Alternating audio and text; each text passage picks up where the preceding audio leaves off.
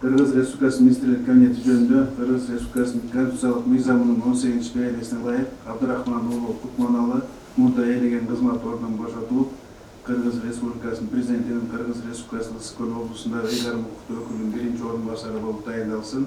Негиз Кыргыз Республикасы президентинин Кыргыз Республикасынын Ысык Көл облусундагы ыйгарым укуктуу өкүлү жетиген сунушу Кыргыз Республикасы Министрлик Кабинети төрагасы Адалбек Касмалиев. Кыргыз Республикасы Министрлик Кабинети жөнүндө Кыргыз Республикасынын Конституциялык мыйзамынын 18-б ылайык Иманалиева Айдана Керимбековна мурда ээлеген кызмат ордунан бошотулуп, Кыргыз Республикасынын президентинин Кыргыз Республикасынын Ысык Көл облусундагы ыйгарым укуктуу өкүлүнүн орун басары болуп тагындалсын.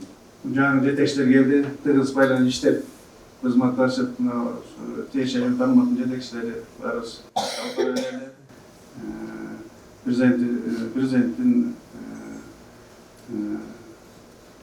Министрлик Кабинетинин тапшырмалары бар, ошонун баарын так аткарып орундаткырып жумуш алып бара берели. Анан кийин баарыңыздар биздин эки орун басары жаңы келди. Алар менен ишти алып баралы. Кандай маселе болбосун, эмне болбосун баарын тыгыз байланышып, баарын жумушту биргеликте алып барабыз. Бакыт Жеңишбекович айтып өткөндөй эле, алдыда иш көп, задачалар көп.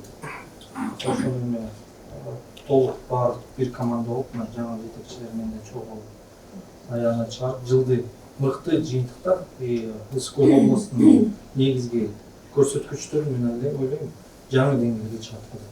Ошо ийгилик.